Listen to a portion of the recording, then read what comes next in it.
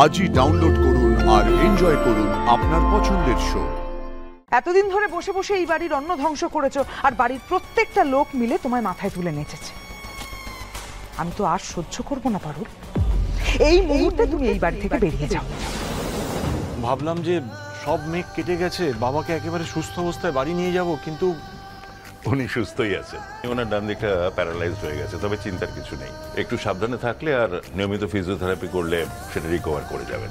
তাও ডাক্তারবাবু, মানে এস্টিমেটেড টাইম কত লাগতে পারে বাবার নর্মাল হতে? সেরকম খুব একটা বেশি সময় লাগার কথা নয়, তবে উনি যতদিন না পুরোপুরি সুস্থ হচ্ছেন ততদিন কিন্তু ওনার ব্রেনের উপরে কোনো রকম টেনশন, মেন্টাল স্ট্রেস দেওয়া যাবে না। প্রাণের ভয় নেই, কিন্তু ব্রেনে চাপ নো। যান, আপনারা ভেতরে যান, গিয়ে দেখা করে নিন। He is also eagerly waiting. যান।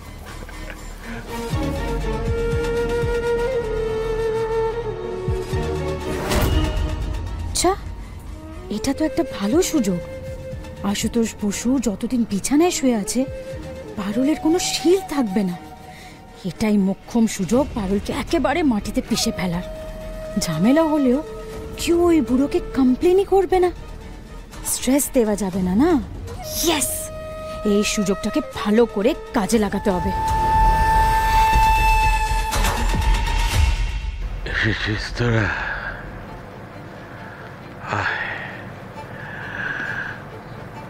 আমার না এখানে একদম ভালো লাগছে না। সারাটা দিন এখানে একা পড়ে আছে।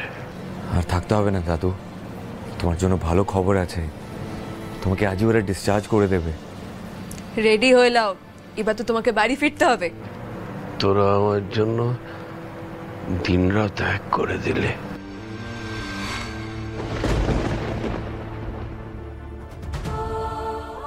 আমি ফিরেই বা কি করবো বল দেখি। ওই যে আর হাঁটা চলা করতে পারবো না, জড় পদার্থ হয়ে সারাদিন শুয়ে থাকতে হবে আমার। যে আমি এক মুহূর্ত বসে থাকতাম না আলস্য ধরবে বলে, তোদের কত বকাবকি করেছি, সচল থাক সচল থাক। সেই আমার কি অবস্থা হলো দেখ। কিচ্ছু হয় নাই তো দাদু, সব ঠিক হয়ে যাবে। জানিস পারুল দিদি, আমি কোনোদিন ভাবতে পারিনি আমার এই অবস্থা হবে। তোদের যে প্রাণ ভরে আশীর্বাদ করব, আদর করব, ডান দিকটা তো তুলতেই পারছি না।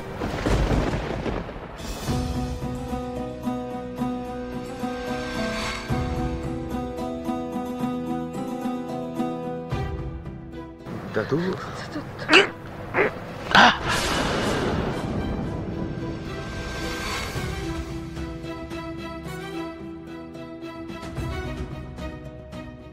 দেখলে কি অবস্থা আমার, দেখ কি করবো বল আমি এভাবে থেকে। তোমাকে এরকম অসহায় ভাবে দেখতে আমার একদম ভালো লাগছে না দাদু। আমরা রয়েছি তো দাদু, তোমার হাত আমরা তুলে ধরবো। দাদু, তুমি একদম চিন্তা করো না, আমরা আবার তোমাকে তোমার পায়ে দাঁড় করিয়ে দেব। আশুতোষ বসু স্বমহিমায় আবার নিজের মেজাজে ফিরে আসবে, প্রমিস। বাবা ভুবনেশ্বর, চিরকাল আমি ভেবেছি ওরা সবাই আমার এই মেজাজটার জন্য বিরক্ত হয়, কিন্তু ওরা মুখে যা বলে, জানি এত ঝগড়া করে, আসলে সেসব। ওমা, ওকে তখন থেকে কাঁদছো কেন? না না, আমি আসলে বলছিলাম। তুমি একদম চাপ নেবে না দাদু, আমরা আছি তো, আছি তো। এই যে এই যে, ওঠো ওঠো ওঠো, সাবাস সাবাস।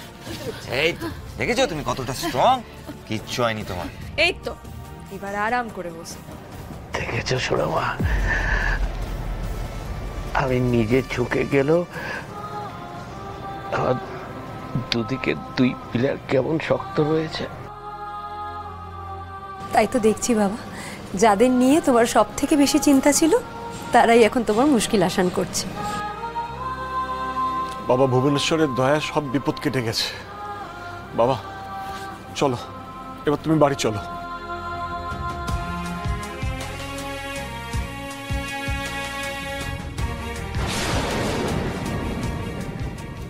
আন্টি, এই মুহূর্তে আমার খারাপই লাগছে বলতে।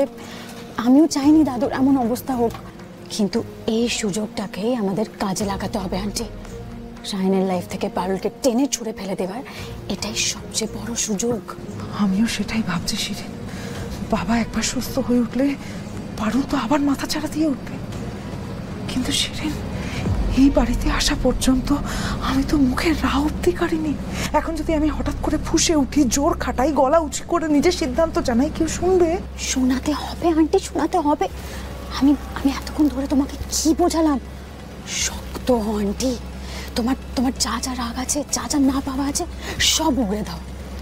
বাবার এস্টাবলিশ করো সংসারে, এটাই সুযোগ আন্টি। একমাত্র তুমিই পারো একেবারে পারুলকে বাড়ি থেকে বার করে দিতে। ওর মাথার উপর থেকে ছাদ সরে গেলে না, ও একেবারে এলোমেলো হয়ে যাবে। তারপর পড়াশোনা করবে না মাথার উপর ছাদ খুঁজবে? আন্টি, পারুলের এই শহরে থেকে পড়াশোনা করার স্বপ্নটা না একেবারে খুঁজিয়ে দাও আন্টি, প্লিজ। দেব শিরিন, অবশ্যই দেব। এই বাড়িতে আসার পর থেকে শুধু আশুতোষ বসুর অত্যাচারই সহ্য করে গেছি মুখ বুঝে। কেউ কিচ্ছু বলতে পারেনি। এই প্রথমবার বাবা ভুবনেশ্বর আমাদেরকে সুযোগ দিয়েছেন। নিজের প্রাণের কথা, মনের কথা মন খুলে বলার সুযোগ দিয়েছেন। এই সুযোগ আমি হাতছাড়া করতে দেব না, কিছুতেই দেব না। পারুলকে পশুবাড়ি থেকে আমি দূর করেই ছাড়ব। তুমি চিন্তা করো না শিরিন, বসুবাড়িতে পারুলের দিন শেষ।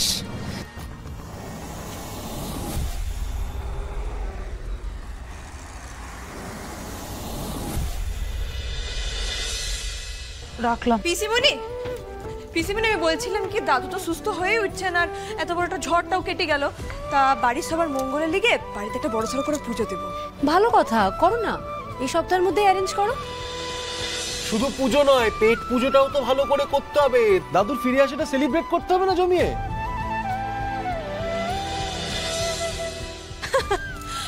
হবে দাদা, সব হবে।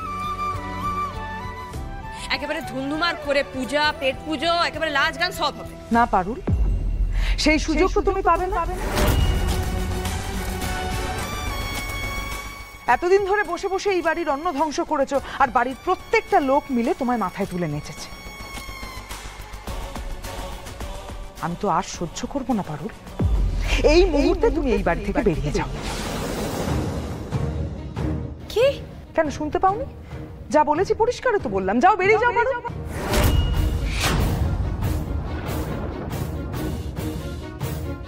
বেরিয়ে যাও মানে? কোথায় বেরিয়ে যাবে? সে আমি কি করে জানবো কোথায় যাবে? এই বাড়িতে থাকবে না সেইটুকু নিয়ে আমি জানি। এটা গেস্ট হাউস নাকি?